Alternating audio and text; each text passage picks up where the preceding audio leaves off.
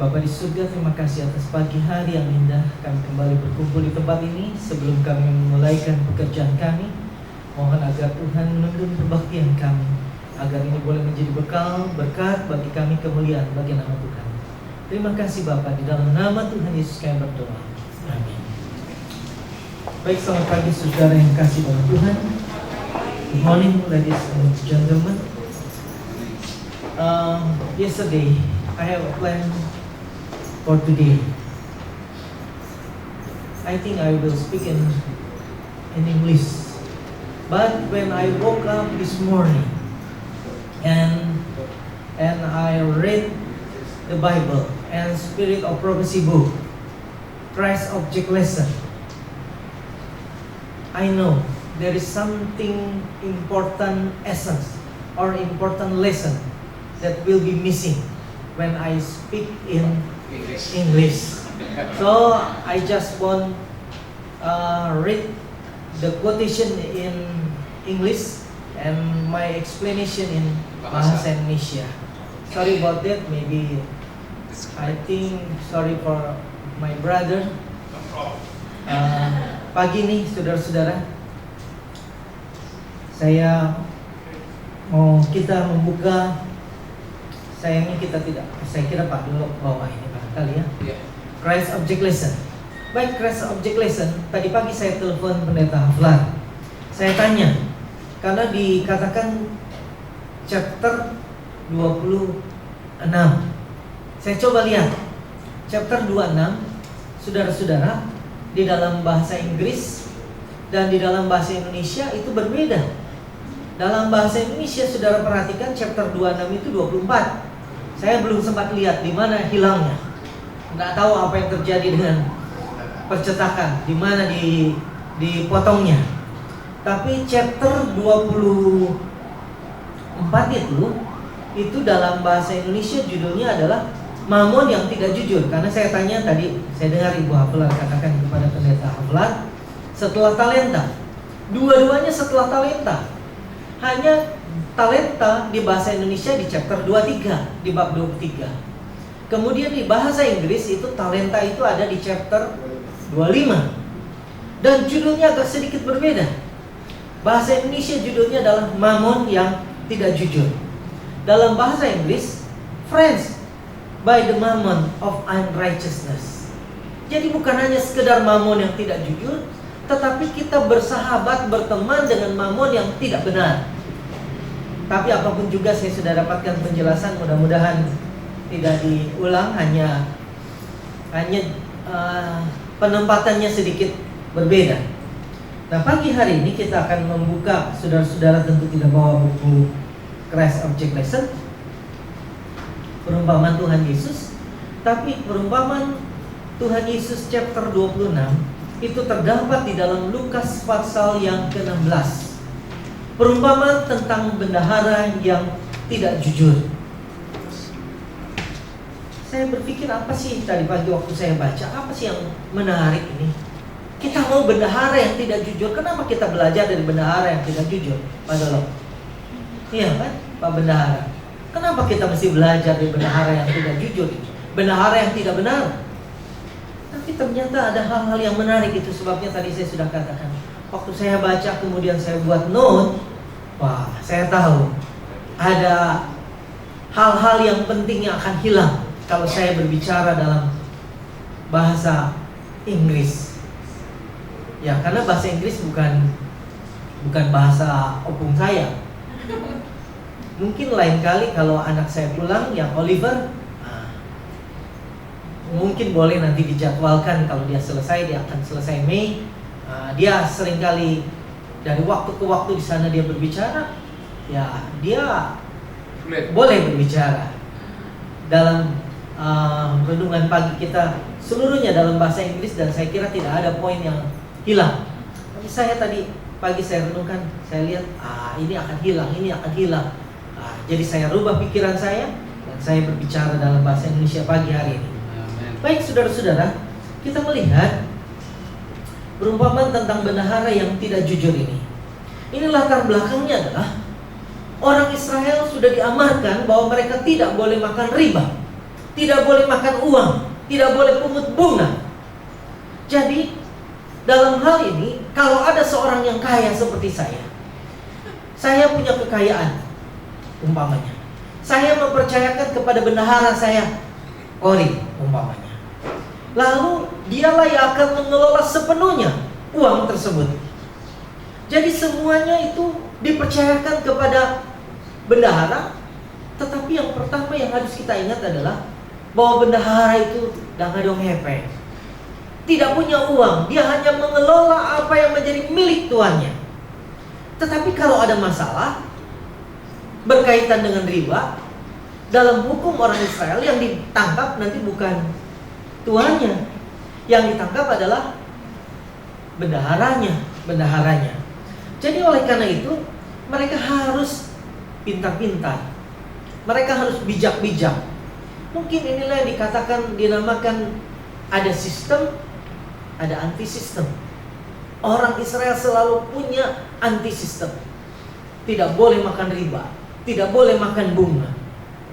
Jadi mereka, saya lihat di beberapa artikel, dikatakan kalau seperti ini bunyinya, ini bisa dibawa ke pengadilan. Ini dianggap sebagai makan riba. Contohnya, saya baca di artikel zaman dahulu kala katanya, aku akan membayar Ruben, ini orang pinjam kepada Ruben, 10 kor gandum pada hari pertama bulan Nisan. Jika aku tidak bisa membayar pada hari itu, aku akan membayar tambahan 4 kor gandum setiap tahunnya. Jadi pokoknya berapa? 10, bunganya berapa? 4, jadi berapa? 14. Kalau dipisah seperti itu akan diperiksa oleh pemuka agama. Kependetaan akan datang, pendeta manulang, dan katakan, wah, kamu makan riba. Dibawa ke pengadilan, dia akan ditahan. Tapi kalau bunyinya seperti begini, aku berhutang 14 kor gandum pada Ruben, tidak akan ditahan. Walaupun di situ sebenarnya 10 pokoknya, 4 bunganya. Jadi lihat bagaimana orang Israel punya akal busuk. Dan dari waktu ke waktu akal busuk ini memang setan yang ajar. Kalau ini tidak boleh, ini caranya. Contoh yang lain yang saya baca, tahun 33, tahun 34 sebelum Masehi, sesudah Masehi, Herodes Agripa I, dia bangkrut, tidak punya uang. Lalu dia punya uang dari bankir. Lalu dia tanda tangani surat pernyataan meminjam uang. Dituliskan di dalam surat itu bahwa saya, Herodes Agripa I, meminjam uang sebesar 20.000 atik drachmas. Drachmas ini adalah mata uang Yunani kuno. Padahal saudara tahu yang Herodes Agripa terima berapa? Dia hanya terima 2.500 drachmas. Lihat betapa besarnya riba, betapa besarnya bunga yang dibebankan. Tidak heran kalau kemudian sampai kepada perjanjian baru, larangan untuk membukakan uang riba itu tetap berlaku. Saya membaca di dalam artikel, rata-rata bunga untuk gandum adalah 20%, dengan tambahan 5% asuransi. Jadinya kalau saya pinjam 100 kor gandum, maka 25% saya harus kembalikan, tambah jadi 125. Tapi kalau itu minyak zaitun, lain lagi. Minyak zaitun adalah komoditi yang sangat mahal. Harganya fluktuasi, sangat bernilai, tergantung kepada pasar, tergantung kepada musim. Oleh karena itu kalau pinjam minyak zaitun, rata-rata bunganya, saya kaget bacanya, 80% Pak Aritonan. Bunganya 20%. Jadi kalau saya pinjam 100 liter zaitun, saya harus kembalikan berapa? 100 liter juga. Karena itu 100% zaitun itu. Jadi di dalam cerita tentang perumpamaan bendahara yang tidak jujur, bendahara ini diberi kepercayaan penuh. Dia mengontrol asetnya, bukan uangnya. Dia tidak punya uang, tetapi dia hanya mengelola uang yang menjadi milik tuannya. Jadi di dalam cerita perumpamaan ini kita dapati bahwa orang kaya ini adalah pemilik, kemudian bendahara ini hanya pengelola, penata layan. Tetapi satu kali Tuhan ini, kalau kita baca, saya ringkaskan saja cerita tentang bendahara yang tidak jujur ini, bersahabat dengan bendahara, atau ini kalau perumpamannya bendahara yang tidak jujur, perumpamaan bersahabat dengan mamon yang tidak baik. Dikatakan waktu tuannya mendengar bahwa bendaharanya ini menyalahgunakan kepercayaan, bendaharanya itu menghambur-hamburkan uang yang bukan miliknya, maka apa yang dia lakukan? Pertama-tama dia panggil bendahara tersebut. Kemudian dia bertanya. Saya tidak tahu apa pertanyaannya, tapi saya berimajinasi tadi pagi itu. Saya pikir, kawan, apa kabar? Silahkan duduk. Ini kan dipanggil sama bos. Duduk dia. Setelah duduk tanya, bagaimana bisnis kita? Oh, baik, Tuhan. Lalu setelah sekian lama berbincang-bincang, barangkali tanya tentang keluarganya, tentang istrinya, barangkali tentang bagaimana kau sudah bangun buat tugu untuk opungmu di Samosir sana. Oh, sudah. Kali seperti itu kalau itu orang Batak. Pada akhirnya dia tanyakan pertanyaan yang dia dengar dari orang lain, bahwa bendahara ini menyalahgunakan, ini istilah kalau keuangan saya kira ini fraud, ya. Fraud. Saya dengar. Dan memang oleh karena itu sudah terdengar, bendahara ini tidak bisa mengelak. Lalu tuannya katakan, ya kalau begitu saya mau panggil Jikas untuk periksa dulu jadwal. Tanya dulu, saya mau tanya jadwal Jikas ini kapan. Lalu dijadwalkan, Jikas akan datang. Nanti jadwalnya sekian bulan ke depan. Kamu akan diperiksa, dan kalau kamu didapati ternyata betul, maka kamu akan dipecat, diberhentikan. Saya tidak tahu, barangkali zaman itu memang belum ada hukum pengadilan industri. Dia katakan, kerja keras tidak bisa, mengemis malu, mati kelaparan gak mau. Wah, apa yang dia harus lakukan? Lalu dia mendapatkan akal. Dalam akalnya itu dia lakukan demikian. Kita lihat ini sama ceritanya di Christ Object Lesson dengan di Alkitab. Ayat 5 dari Lukas 16. Ia memanggil seorang demi seorang yang berutang kepada tuannya. Katanya kepada yang pertama, berapa hutangmu kepada Tuhan? Jawab orang itu, 100 tempayan minyak. Lalu katanya kepada orang itu, inilah surat hutangmu, duduklah dan buat surat hutang lain sekarang juga 50 tempayan minyak. Masih ingat tadi berapa bunganya minyak? 100%. Kalau dibuat 50,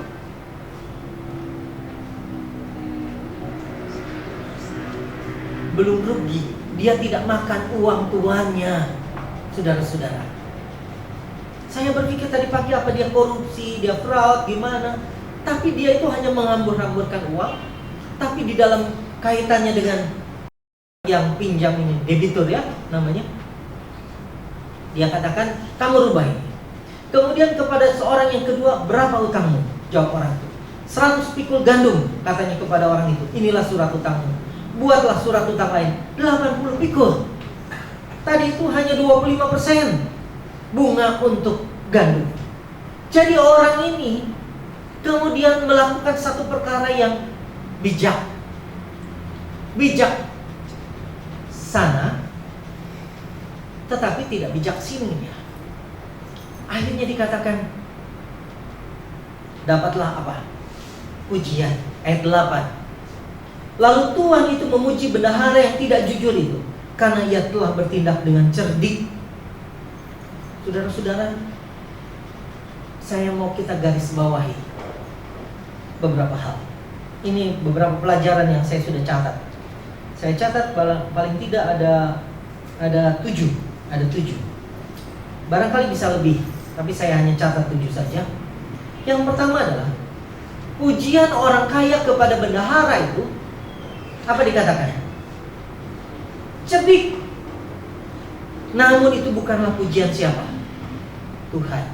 Kita perlu garis bawahi.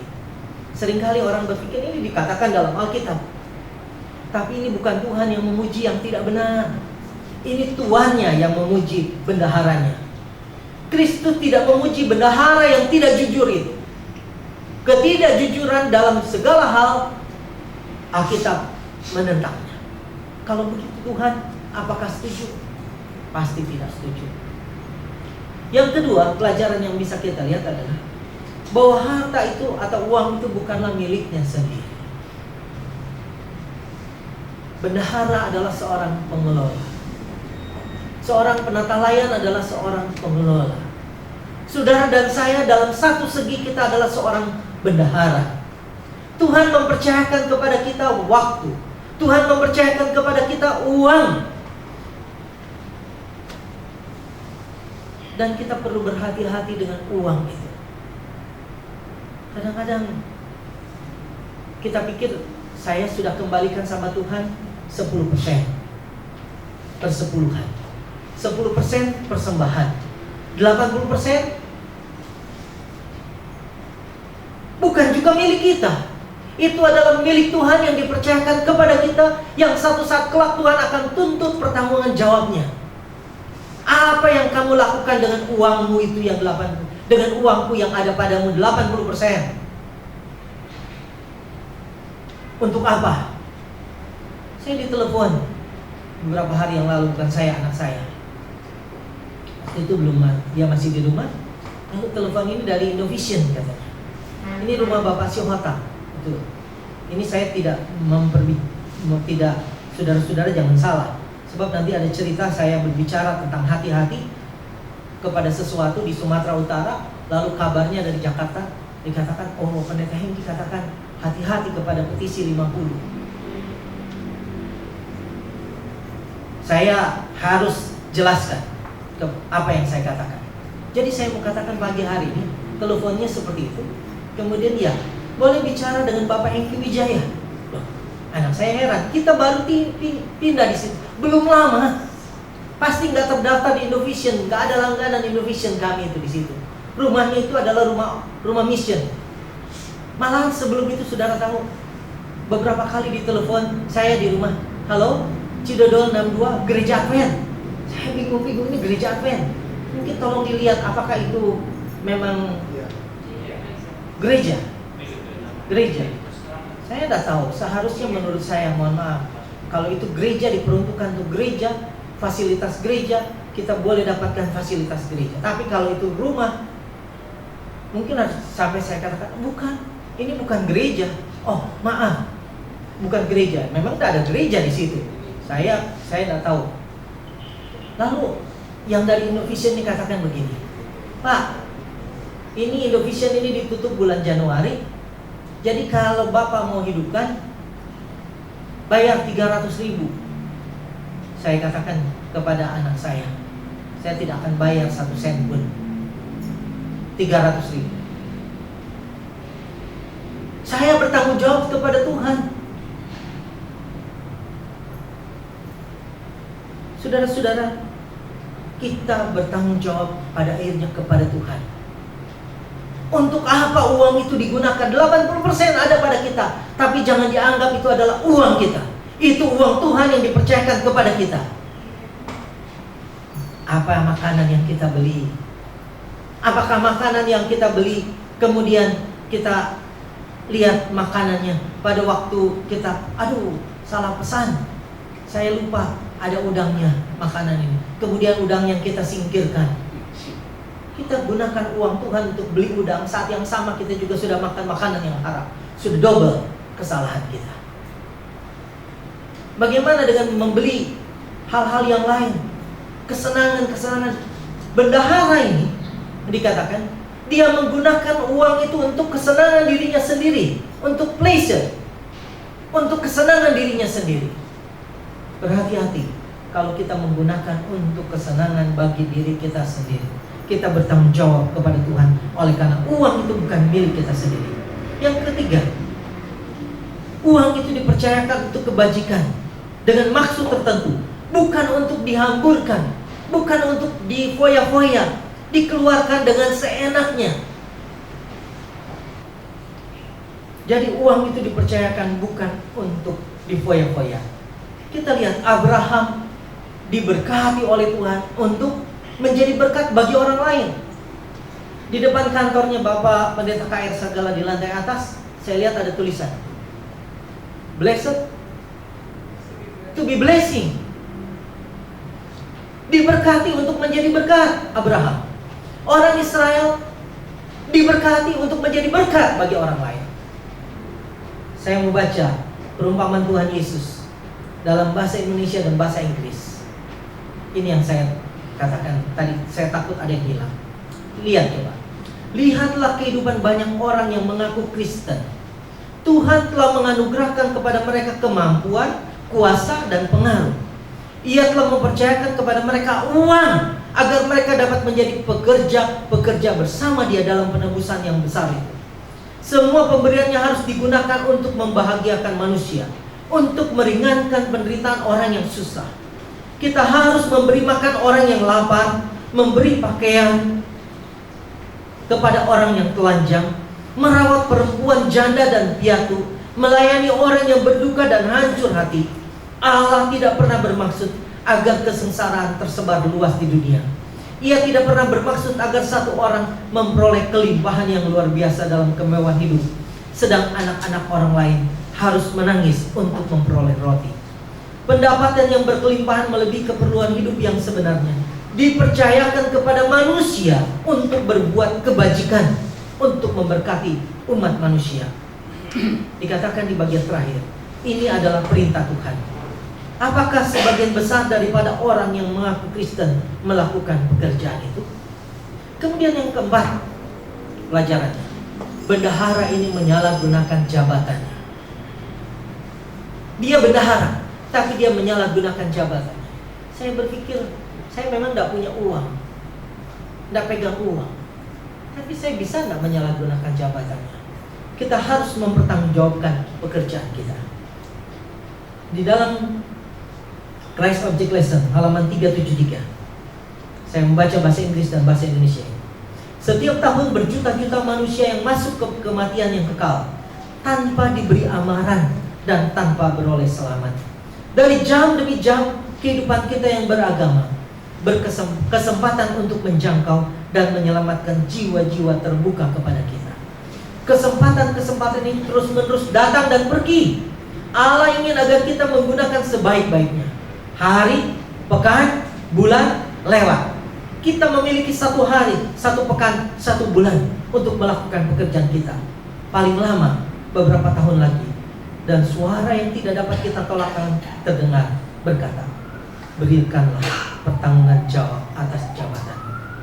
Dalam bahasa Inggris dikatakan, every year millions upon millions of human souls are passing into eternity unborn and unsaved. From hour to hour in our varied life, opportunity to reach and save souls are open to us. These opportunities are continually coming and going. God desires us to make the most of them. Days, weeks, and months are passing. We have 1 day, 1 week, 1 month less in which to do our work. A few more years at the longest, and the voice which we cannot refuse to answer will be heard saying, "Give an account of thy stars." Yang keenam, kita tidak punya planning untuk masa depan. Ini bendahara itu tidak punya planning untuk masa depan. Dia tahu dia bendahara, pokoknya sekarang saja, nikmati hidup. Yang dipikirkan hanya hari ini. Tapi kita perlu memikirkannya. Christ Object Lesson halaman 374. Kristus memanggil setiap orang supaya mengadakan pertimbangan. Adakanlah perhitungan yang jujur.